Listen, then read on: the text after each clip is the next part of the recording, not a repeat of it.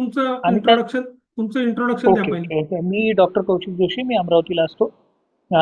मी एका प्रतिष्ठित महाविद्यालयामध्ये प्राध्यापक आहे. मी स्वतः फायनान्शियल कन्सल्टंट आहे, प्लॅनर आहे आणि माझा बिझनेस आहे.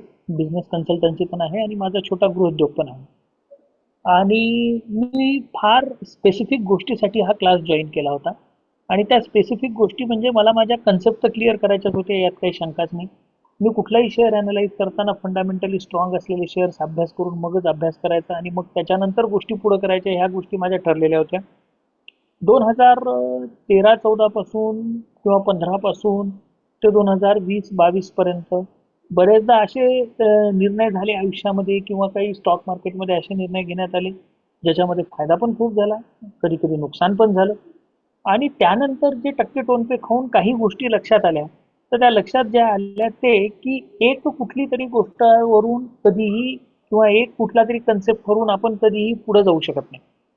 आपल्याला पुढे जाण्यासाठी बऱ्याचशा गोष्टीची म्हणजे बऱ्याचशा गोष्टी शिकणंही गरजेचं असतं आणि त्याला वारंवार व्हिजिट करणं गरजेचं असतं.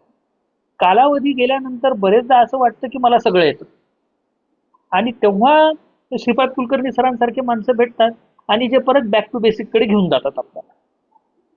सरांचा रेफरन्स मला बीबीएनजीच्या थ्रू लागला, जो आमचा कॉमन ग्रुप आहे, आणि त्या बीबीएनजीच्या ग्रुप थ्रू लागला.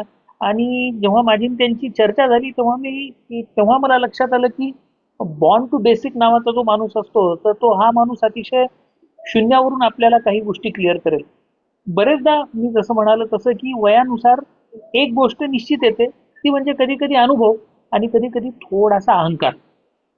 या माणसानं पूर्ण अहंकार झिरो केला आणि आता त्या म्हणजे शिक्षणामुळं अहंकार परत येणार नाही याची खात्री मला बसलेली आहे.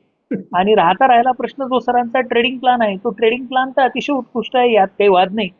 आणि मी निश्चितच बऱ्यापैकी फॉलो करायचा प्रयत्न करेल. पण लॉंग टर्म साठी सर तर मला तुमचं मार्गदर्शन सतत लागेल आणि मी तुमचं मार्गदर्शन घेत राहील. कृपा करून तुम्ही थोडस ह्या विद्यार्थ्याकडे लक्ष द्या आणि ह्यानं दिलेला त्रास सहन करण्याची मानसिक तयारी ठेवा. ओके, धन्यवाद. संदीप सर. गुड इव्हनिंग सर्वांना. मजा आली.